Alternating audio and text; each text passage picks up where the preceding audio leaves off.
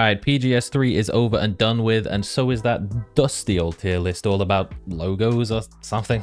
Irrelevant. But thankfully, the lovely people at PUBG Esports have prepared another event for us right after the previous one. And that means all new content, all the same teams, funnily enough, but it also means it's time for another tier list. This time, we're going to be looking at the drip that the players are going to be rocking in the venue. We've done the logos. Now it's time to rate the jerseys. Starting off with Group A, Cerberus Esports.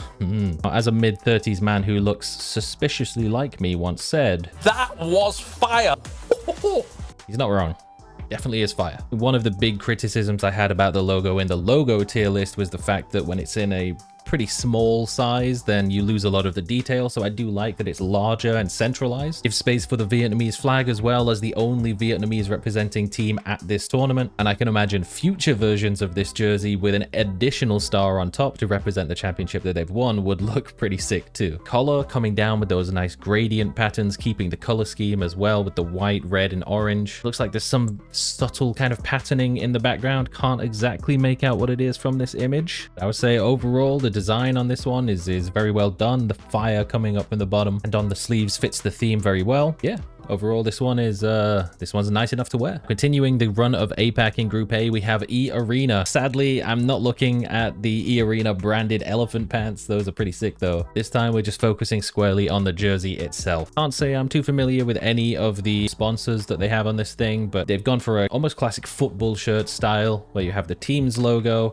sponsor, and a big sponsor across the middle. Pretty basic in terms of the color scheme, but it's pretty clear to see that the influence is there from, funnily enough, the same elephant pants that they're wearing. So it almost comes together as like a full uniform, but it has that consistent patterning across both. And that does give this jersey a very sort of classic homeland Thai feeling, which is nice considering that it's a pretty simple layout on the jersey. They've not done anything too fancy with the way that they've positioned things across it. A little bit of the patterning around the sleeves as well, little splashes of colors down the midriff. Yeah, I think they've done a pretty solid job with this one. I might be tempted to say that they could have used a little bit more of their pink branding in it. That is one of the things that kind of makes this team unique, and a lot of esports teams kind of default to having black or white as the predominant color. So maybe it would have been nice to have that as a bit of a change of pace. But overall, this one, the jersey alone in combination with the trousers is very good, but just as a jersey, it's decent. KDF. This one's been a little bit difficult to get a decent quality picture of. Only ones I can find is from videos on Instagram or extreme close-ups, which don't show a lot of the detail, but give you maybe a bit of a better hint at some of the finer details around the shoulders. But in the wider image, you can kind of see a similar thing to E-Arena. It's very sort of standard positioning. You've got the team crest, sponsors, one sponsor a little bit higher, not quite across the sort of stomach, but a little more underneath the chest. It's a little strange that this is the one that has pink as a more predominant color. But I say it works very well with the pink and white Cloud 2s, but pink isn't really a branding color of KDF, so it's an interesting choice. Got the little sort of triangles across the sleeve, very sort of thin, but other than that, there's not that much to it. Again, maybe in a better quality or bigger image, there might be more there, but even on the PUBG Esports websites, they're all wearing sort of blazers over the top, so you can't even see the jersey. In this wider shot, it does seem like there's some sort of pattern towards the bottom, almost sort of like gradients of triangles. I'm not too sure. So unfortunately, this might be a slightly unfair rating, given what I have to judge on it. It's looking a little suboptimal. All right, now Valle Thai. They've really lent into their color scheme, I think, with the red predominant, the sort of very dark blue up towards the top, almost leaning towards black. Actually, really nice pattern gradient fading in from the bottom up towards the top as well. It's really well done. No sponsors on this one, but they've still got that same sort of essence of having a sponsor across the middle, but instead of being a sponsor, it just says Valle Thai Esports, and then rounding it off with the red collar and sleeves to give contrast against that darker colored background. This, I think, comparison to the E-Arena one, it doesn't say Thai as much, but that's fine. That isn't like a requirement. The pattern on it, it's really nice. I do like it. I'm really not sold on having the team name across the middle. I think maybe if they wanted to have it, then having it on the opposite sort of crest and just allow that gradient to fully realize itself uninterrupted would have been maybe a slight improvement. But overall, I think this is a design.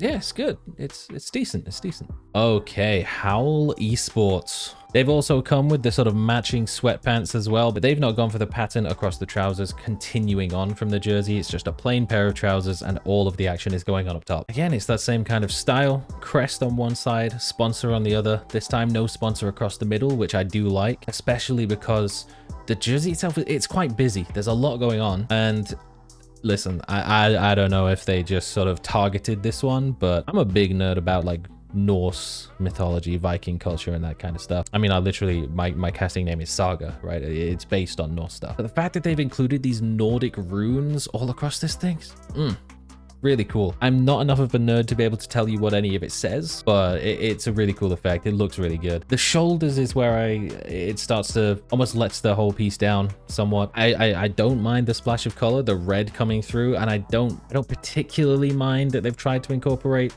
almost another silhouette of the logo. I think it might just be the positioning of the logo that's kind of annoying here, the way that it almost cuts off towards the sides. I'm wondering if it might have been better with like solid red sleeves and then have the logo smaller around sort of this part. But really, that's the only negative thing I have to say about it, other than the fact that, you know, it's using their new logo, which I already said I don't love. But just the fact that they've not just plastered a big sponsor across the stomach as well just gives space for the pattern, the design behind to really shine through. So all in all, it's yeah, I'd say you could wear this. It's nice enough to wear. All right, Daytrade Gaming. Ooh. Now we're talking. We're really yet to see a team that goes away from having that predominant black or white color like so many esports jerseys tend to have, but this is just, oh, it's so sick, man. It's basically the exact same formula every time, pretty much copied from football shirts. You have the crest on one side, a small sponsor, and then the text across the middle. But this time they've not gone for any sort of fancy patterning down the sides, just that strip down the center, separated, a little bit of angular, a little bit of geometry, and then with the pattern inside the strips, very subtle, but with enough contrast that it really sort of pops against that white background. It's so good. It's so good. I think Daytrade have gone through quite a few iterations. They tend to bring out new jerseys left, right, and center. Some of them hit the mark, some of them are okay, some of them not so great, but this one is definitely the best I've ever seen them create. This one, look, they might not have had the best of times at PGS3, but hell, they came in and they made a fashion statement, that's for sure. Okay, Bleed Esports, fresh face to the scene. I think this design feels it's a little bit almost stock footage. It's like if you went on Google and searched like a Twitch overlay package, this would be like the free one that you can get, and then there's a paid version that has little animations. I think it might be fair to say that it feels quite like a Valorant jersey, considering that Bleed have been in Valorant for quite some time and they've only very recently hopped across onto PUBG, might not have had too much time to make any adjustments. They just went with what they already had. But that very sort of hard edges, jagged, pointed, geometric kind of pattern was like broken glass or